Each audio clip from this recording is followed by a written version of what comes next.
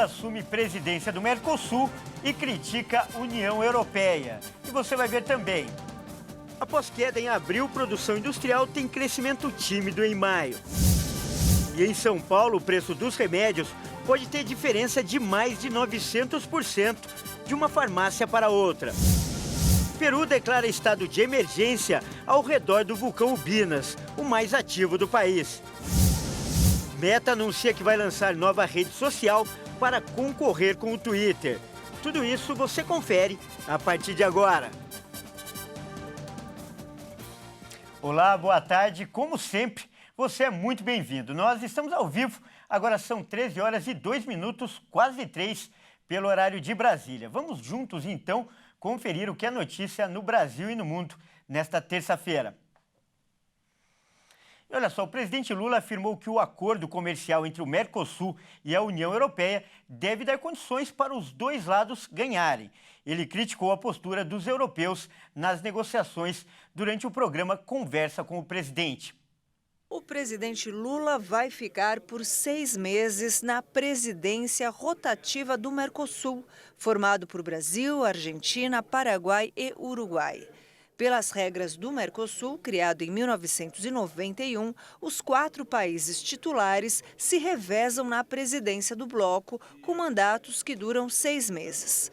Além desses países, também existem os chamados Estados Associados ao Bloco, entre os quais estão Colômbia, Bolívia e Chile. A Venezuela compõe o Mercosul, mas o país está suspenso desde 2017.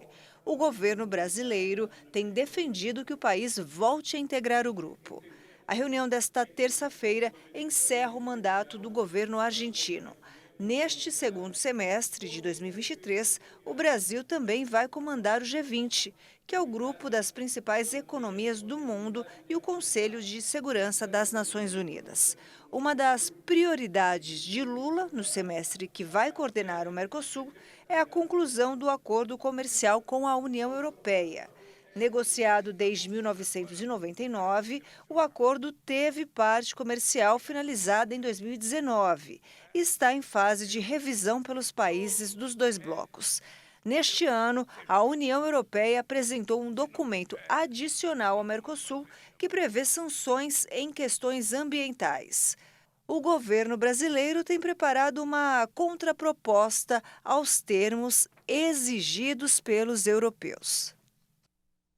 Olha só, Lula assume a liderança do Mercosul após 13 anos. Em 2010, ele era o presidente do Bloco Econômico. Agora, seu grande desafio será fechar esse acordo comercial com a União Europeia. O presidente quer fazer isso até o fim do ano, quando termina o prazo de sua liderança no Mercosul. O documento, aliás, foi assinado pelos dois blocos em 2019, mas continua aguardando a ratificação de todos os países.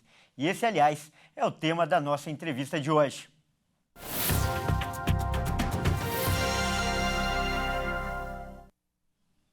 E olha só, para falar sobre esse assunto, nós vamos conversar agora com um especialista, o Silas César, que é professor de Economia da FAAP. Boa tarde, seja muito bem-vindo, Silas. Boa tarde, Kleber. Boa tarde a todos que nos assistem. Mais uma vez, uma honra estar presente aqui com vocês. A honra é nossa, Silas. E olha só, primeiro eu peço que você comente o que significa o Lula assumir a presidência do Mercosul neste momento. Pois não, Kleber. Na verdade, quando o Mercosul foi criado, houve essa regra de presidência rotativa. A cada 6 meses, o chefe do executivo de um dos países membros assume essa presidência. Então, não há muita novidade. A novidade é porque o Lula já foi presidente, volta a ser depois de algum tempo, e ele assume num momento em que as negociações estão razoavelmente aquecidas.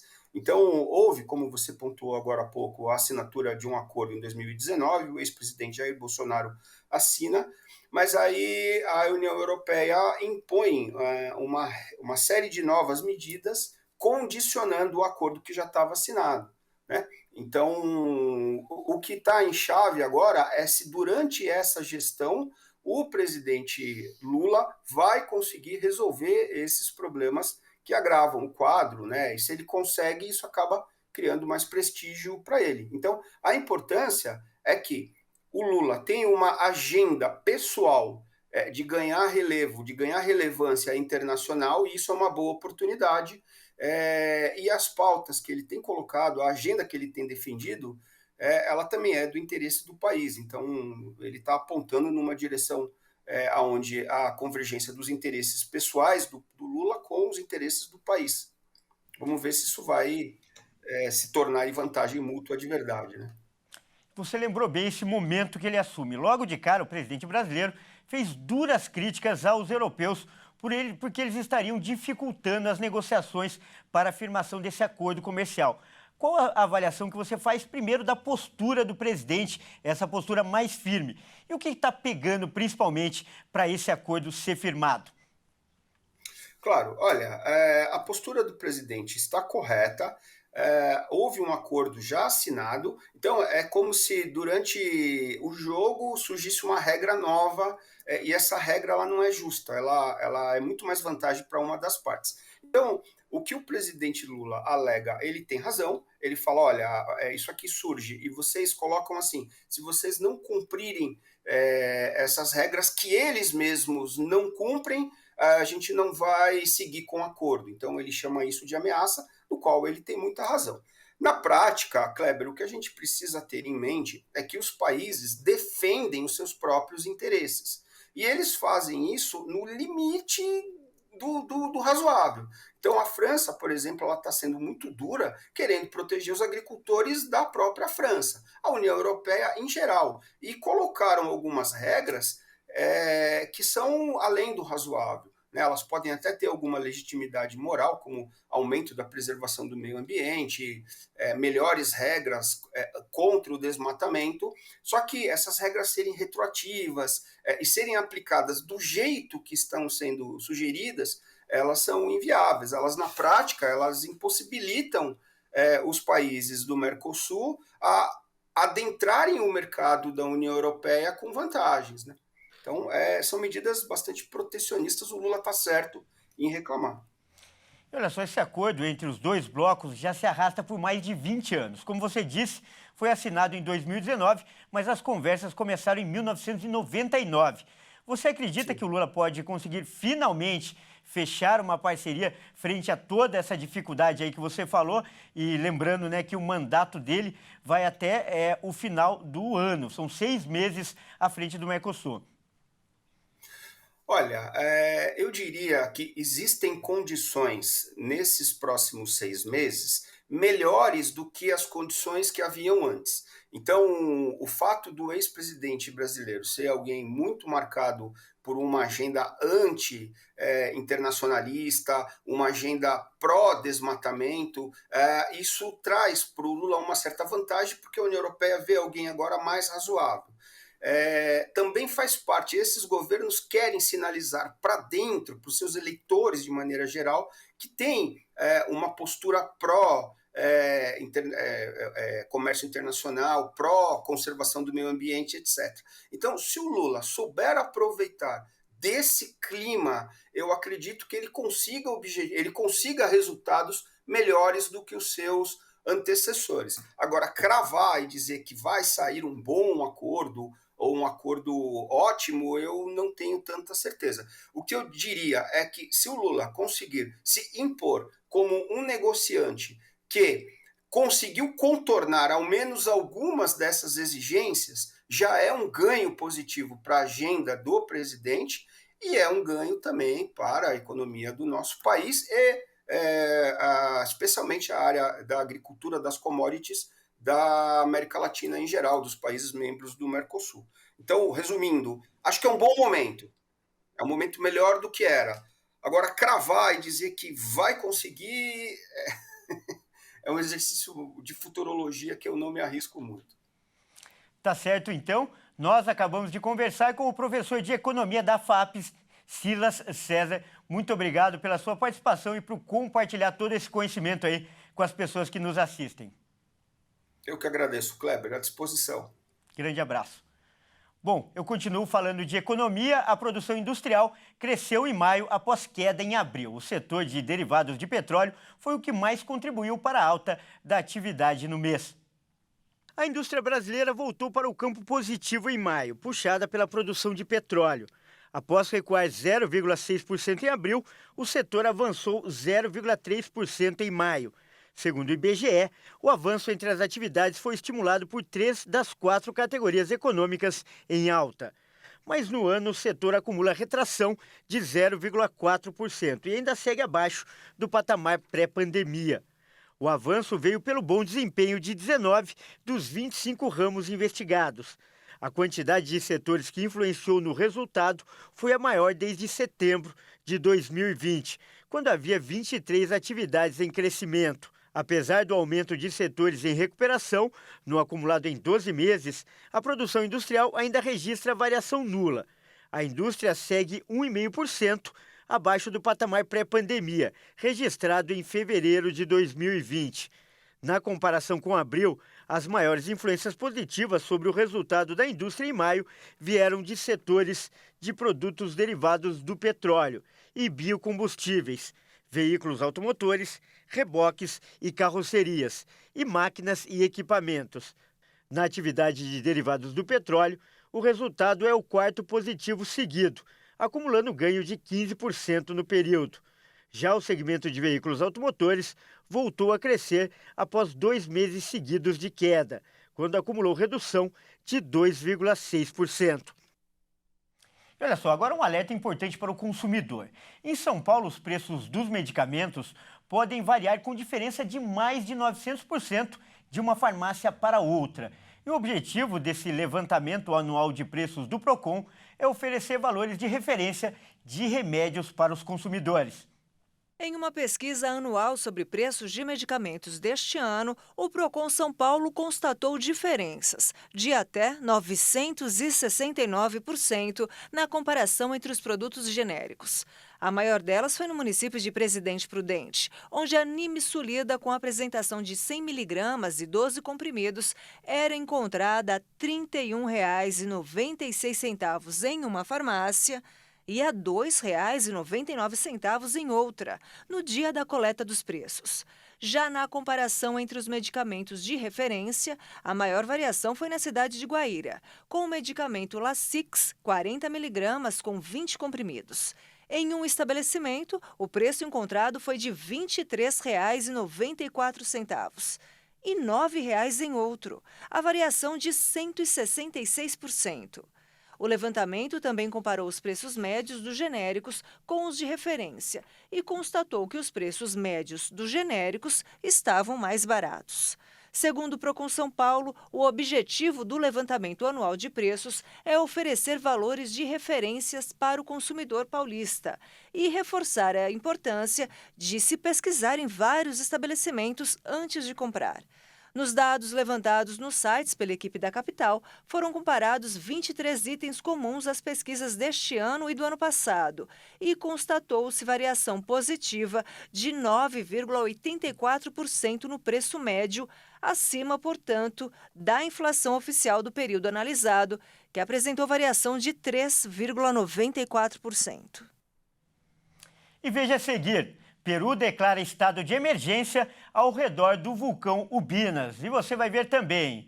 Meta anuncia a criação de uma nova rede social para concorrer com o Twitter. Nós voltamos já.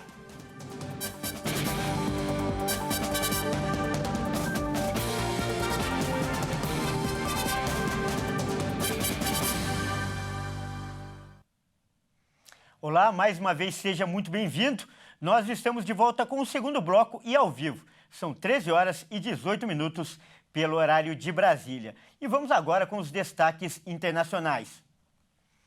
Olha só, o Peru vai declarar estado de emergência na área ao redor do vulcão Ubinas, no sul do país. Ele é o mais ativo do país e vem expelindo cinzas há vários dias.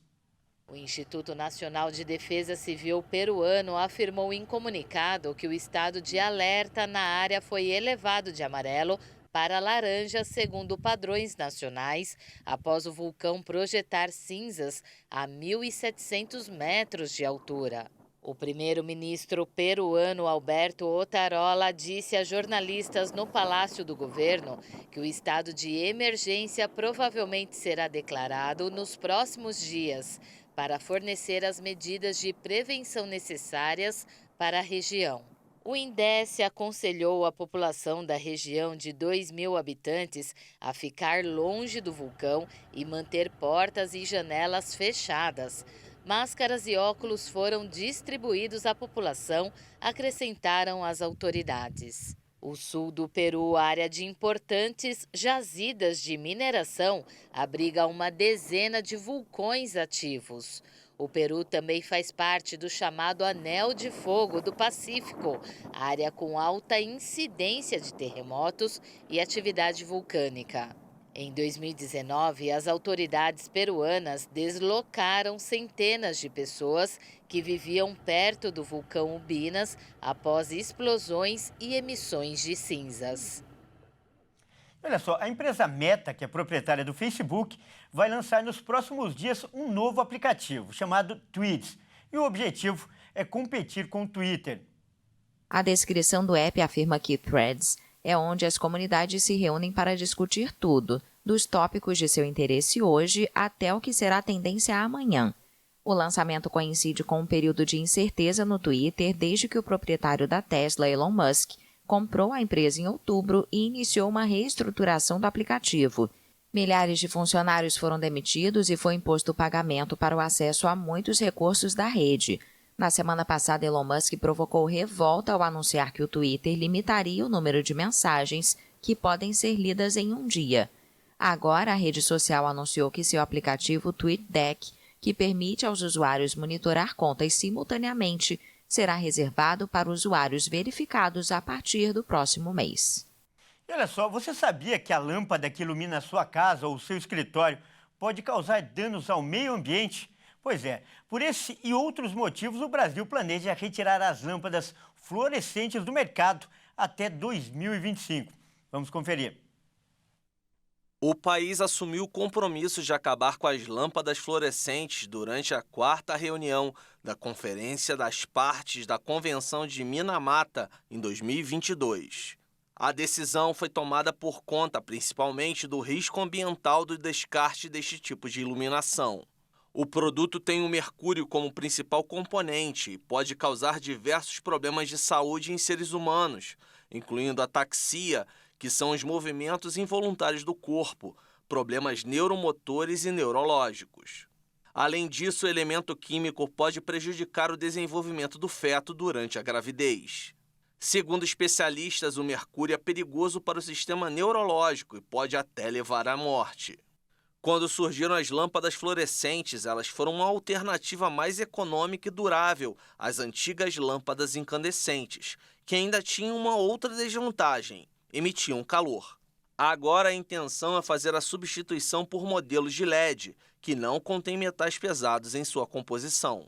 Será desenvolvido um plano governamental para substituir as lâmpadas fluorescentes por LED, passando por campanhas e ações de publicidade, já que em boa parte dos postes e residências de baixa renda ainda são utilizadas as lâmpadas com mercúrio. É possível ter uma iluminação melhor, com um consumo de energia mais baixo, um custo de manutenção menor e uma maior durabilidade, além de ajudar o meio ambiente com o simples ato de trocar as lâmpadas fluorescentes pelas de LED. A resposta é sim. Eu conversei com um especialista que explicou as diferenças entre os tipos de lâmpadas disponíveis no mercado. A gente começou com as lâmpadas incandescentes primeiro, aí essas incandescentes foram substituídas na época do apagão que teve no Brasil, o grande apagão, vieram as fluorescentes, que foi o grande ápice delas, né? E aí hoje a gente já tem o LED que já dominou o mercado e as fluorescentes são a segunda geração de lâmpadas que está saindo do mercado porque elas não são tão eficazes. As LEDs hoje que está substituindo as fluorescentes são lâmpadas que têm uma durabilidade pelo menos aí umas 8 vezes maior do que as fluorescentes. Então você vai ter uma lâmpada que você vai ter menos troca, vai gerar menos lixo. Para quem gosta de decoração de ambientes, o LED também oferece vantagens. Elas são mais dinâmicas, né? São lâmpadas mais versáteis, permitem peças menores, você consegue fazer uma peça com um desenho mais orgânico. E aí você acaba deixando um ambiente mais personalizado, além de toda a questão de consumo mais baixo, durabilidade mais alta, menos manutenção. Alguns consumidores já se anteciparam e fizeram a troca das lâmpadas pensando na economia e no meio ambiente. Redução de consumo e durabilidade. As lâmpadas em LED, em comparação com a halógena ou com outras, elas têm uma durabilidade excelente. E também o consumo, a redução do consumo, né? Hoje o que o pessoal busca é isso. Na minha casa, por exemplo, além de lâmpada LED, eu coloquei energia fotovoltaica justo pensando nessa redução, entendeu? Nós iniciamos o trabalho com o LED, né, a princípio em busca da economia de energia, já há um tempo atrás, e hoje a gente busca o LED por conta da flexibilidade dessa iluminação com o design, né? Então ela possibilitou as luminárias estarem mais bonitas, estarem mais compactas, né? A gente consegue várias temperaturas de cores para os ambientes, tudo isso com a tecnologia do LED. Então isso ajudou muito a gente, né, no design do ambiente e também na economia de energia, na durabilidade, né, na questão da sustentabilidade, né, que o LED ajuda muito a questão dos projetos de iluminação que a gente executa hoje. É isso aí, e essa edição fica por aqui. Eu agradeço pela sua companhia e convido a continuar ligado em nossa programação. Até mais!